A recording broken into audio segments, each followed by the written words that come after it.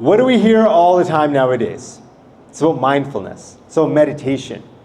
There is an app to meditate. There are coaches, there are spiritual coaches, there are mindset sessions and more.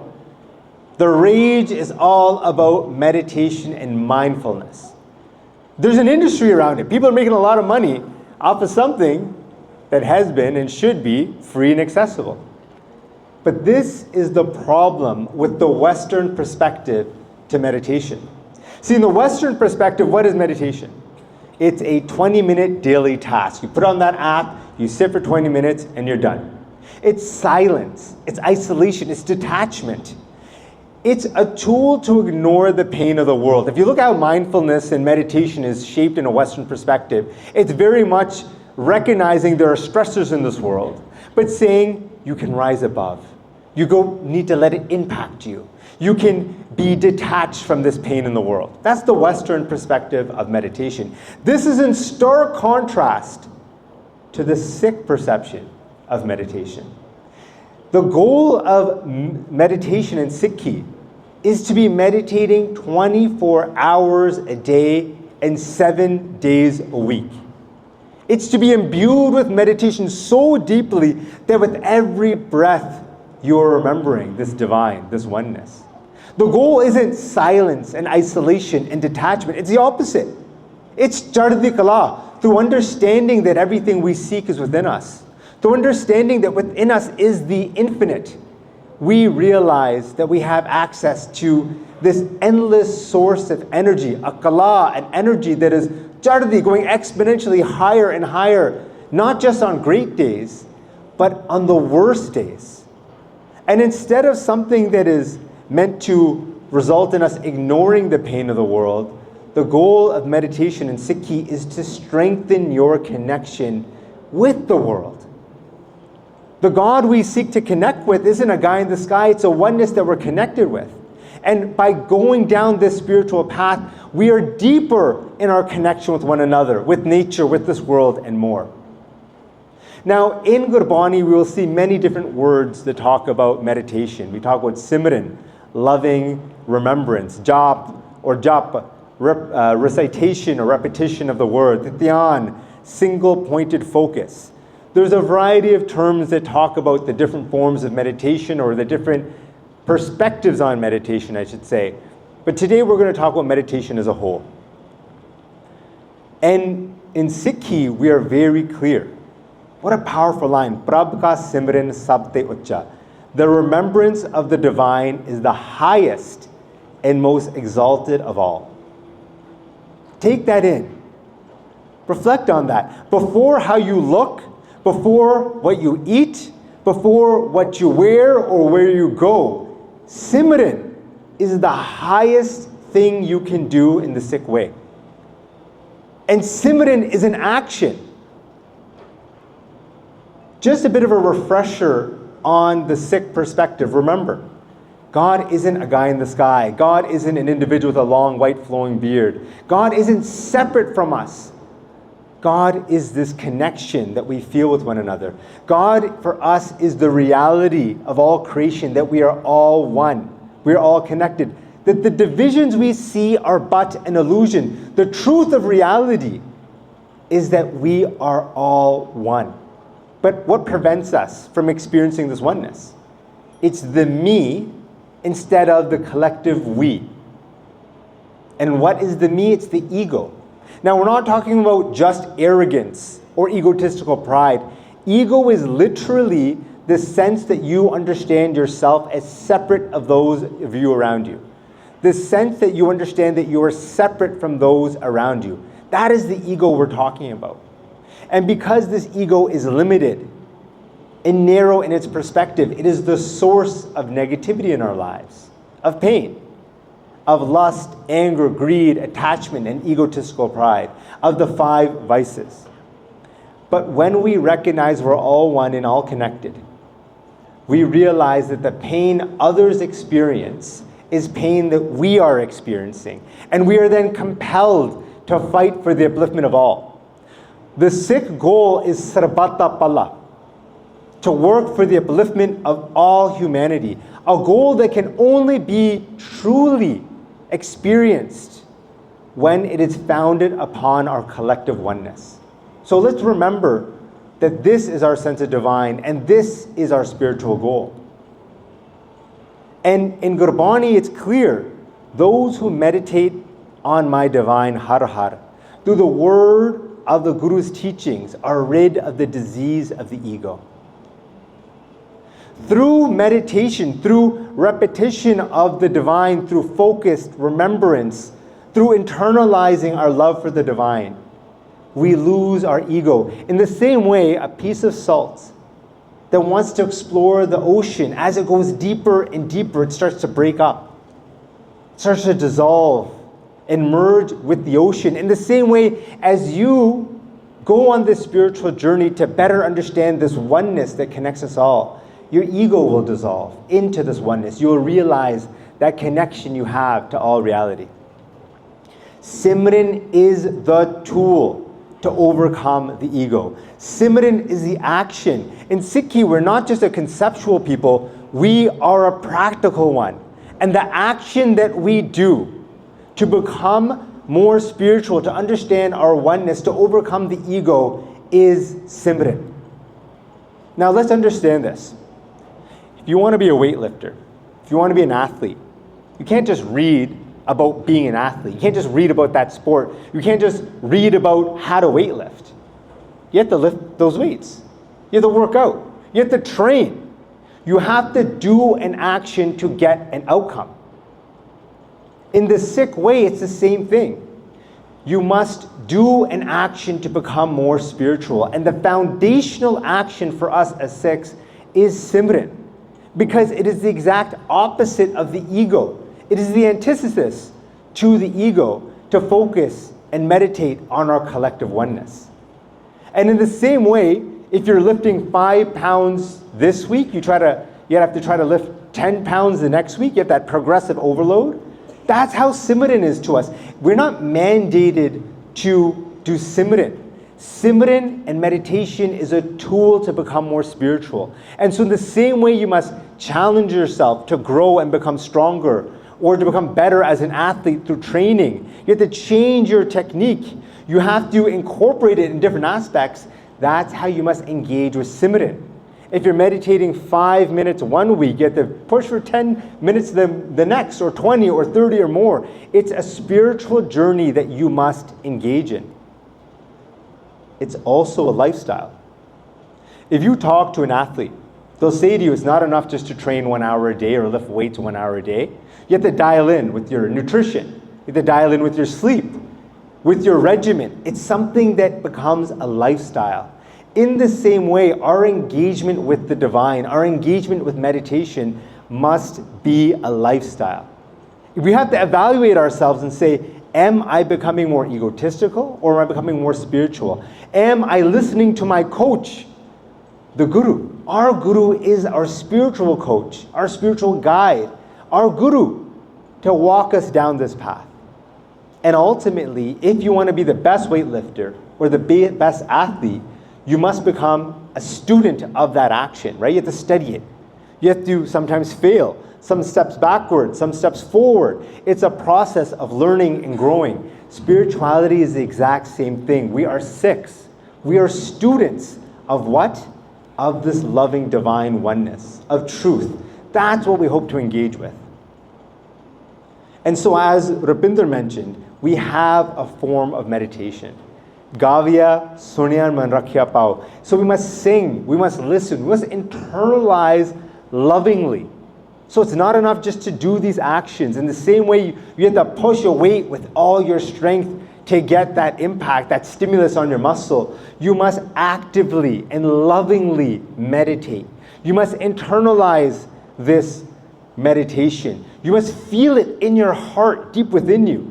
And if you're not feeling it, you must go back to the coach, to our Guru, to reflect and learn and say, what do I need to tweak to get that experience? It must be a journey.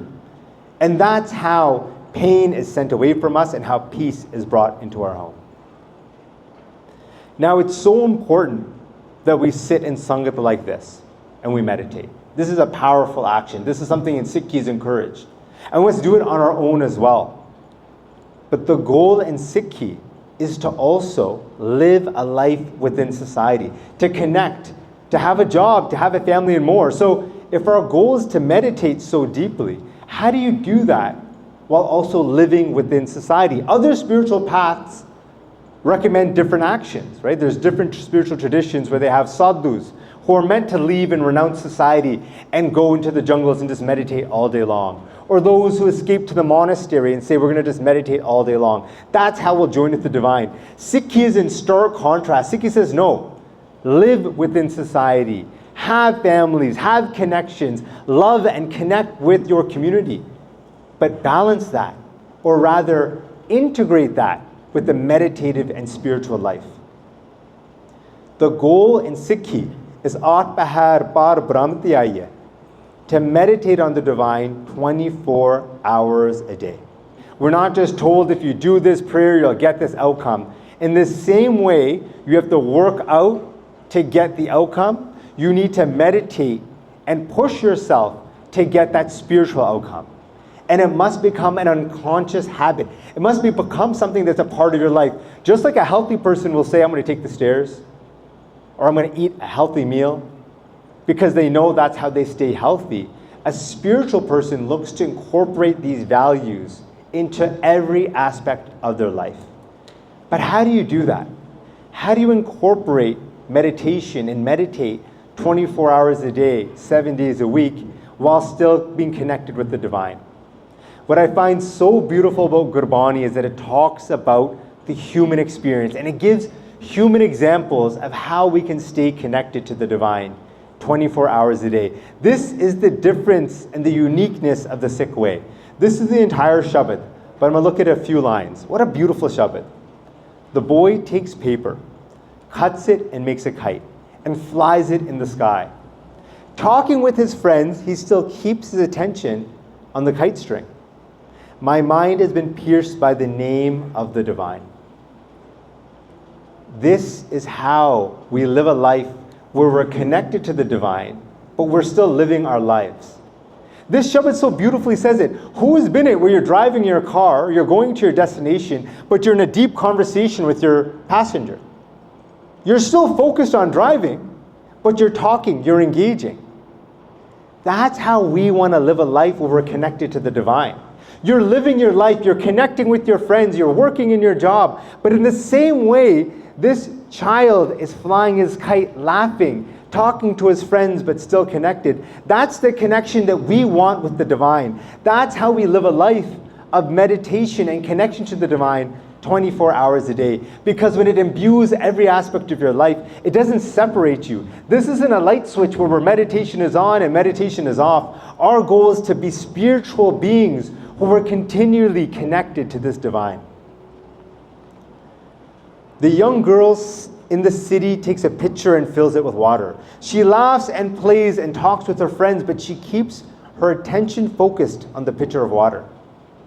In the langar hall, we're going to afterwards enjoy dud and eat langar together, and you're going to see these sevadars. They're going to be pouring jal, they're going to be pouring water, they're going to be doing seva, they're going to be laughing, they're going to be singing Gurbani, but they're going to be focused on making sure that they don't spill that water.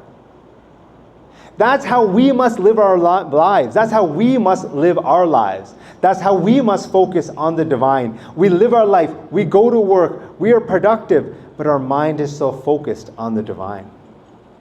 This is also saying how meditation isn't just that stoic quietness.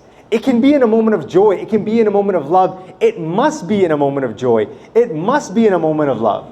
That is the Sikh form of meditation. And any parent will understand this line, I think, deeply and intuitively. Says Namdev, listen, O Tirochan. The child is laid down in the cradle. Its mother is at work inside and outside, but she holds her child in her thoughts. You know when you were a kid, you really wanted that cookie, and you're like, your mom's not around, you're okay, you go out and sneak into the kitchen, you grab the cookie, and your mom just shows up, you're like, what? Usually with a chappal, maybe my mom had one.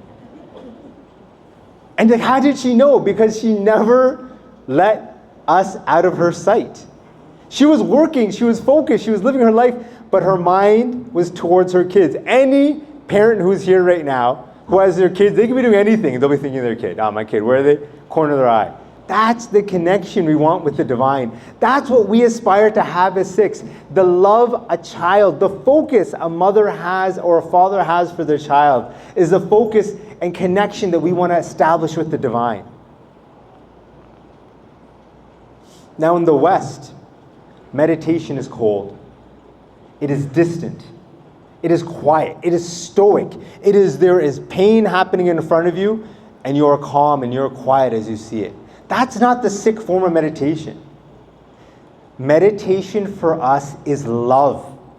We are a loving path. We want to be imbued with love and energy through meditation. We want to feel invigorated. We want to feel deeper in our connection with humanity. We want to feel deeper in our connection with one another. This is a different paradigm for meditation. And this is where I think the West has meditation wrong. And this Shabad beautifully articulates the metaphors of love. O mind, love the divine as the lotus loves the water. Tossed about the waves, it still blossoms with love. In the water, the creatures are created. Outside of the water, they die. O mind, how can you be saved without love? The lotus flower is this beautiful flower that often grows in the murkiest, darkest swamps. This beautiful flower that sits upon the swamp, is not touched by the swamp, but is beautiful because of it. The water tosses this flower. The water fills this flower with life. Without the water, the flower cannot exist. That is the love that we must have for the divine. Now remember this, we're not loving a distant God in the sky. The divine is the connection we have with one another. So to love the divine is to love one another. To love the divine is to love nature. To love the divine is to love reality. To love the divine is to care for those who don't know you or you don't know. To love the divine is to care for those who are closest to you, who you often take for granted. You know when your parent really gets on your nerves, or your sibling, or your significant other or otherwise? Love them as deeply as you love the divine, because they are the divine. You are one with them, just like you are one with all reality. The fish, O mind, love the divine as the fish loves water. The more the water, the more the happiness, and the greater the peace of mind and body. Without water, she cannot live, even for an instant. The one knows the suffering of her mind. You must love this divine. This is what we're meditating upon, right? We're meditating on this oneness. That's the connection. That's our focus. Love it like a fish loves water. A fish taken out of water, you see the pain of it. It's struggling to breathe. It can't even exist. That's the kind of love and connection we want to foster with the divine. That's the love we're hoping to create. And I think this is the most beautiful one. O mind, love the divine as the water loves the milk. The water added to the milk itself bears the heat and prevents the milk from burning. The oneness unites the separated ones with the divine again and blesses them with true greatness. So I learned this later on in life. I'd be making cha. My mom would say make cha, my wife would say make cha, and I burn it all the time. They say, yeah, add a little bit of water. I didn't understand it. Didn't make sense to me. But you add a little bit of water to the dud, and when you heat the milk doesn't burn, the water burns. The water takes all the heat, all the pressure, all the fire. The water says, I'll take it. I'm going to preserve this milk. That's how we must love the divine. In the 18th century, Sikhs were being hunted to elimination. There was a price upon the heads of Sikhs. They were being hunted and killed. If you provided the head of a Sikh, you would be rewarded. And at that time, Nadir Shah from Persia invades South Asia. He sacks along the way, and he sacks Delhi, and he captures women who will then be enslaved in exploitation. And these Sikhs who were starved, who were being hunted, who were literally had a genocide upon them, said, we must act to defend these women who have been captured. We must act. They were the water to the milk that those women represented. They said, we're already going through pain. I'm going to bear more. I want to be burnt further. I will bear all the pressure, all the fire, all the heat. I will take it upon me because I love this stranger deeper than I love myself. That's the love that we want for the divine. That's the love that we're trying to foster through our meditation. And this is why in Sikhi we say, Sarbat Dharm mein Shrishta Dharm, Har ko naam jap nirmal karm. Of all religions, the best religion is to chant the name of the divine and maintain pure conduct. Why? Because you're not who you say you are. You're not what you call yourself. You are what you do. You can say I'm the nicest person in the world. I'm a great person, I'm an athlete, but if you're not athletic, if you're not working out, if you're not training, you're not those things. If you're actually not loving and kind, you're not a nice person. If you are not a student thinking and growing and being spiritual, then how can you be a Sikh? We say the best religion is those who meditate because that is the foundational step we must take to overcome the ego and understand our oneness. And when we do that, what happens? Then we do the nirmal karam. We do the pure conduct of what? Of working for the upliftment of all reality. You are your actions, and Simran is the most foundational action that you must take in this path to become more spiritual, more peaceful, and more connected. And I'll end by saying this. Spirituality is so important. Meditation is so important. We talked about it as the greatest of all. But in Gurbani, we also say, Aap japo, avar naam japavo. Chant the name yourself and inspire others to chant as well. It is not enough to meditate yourself.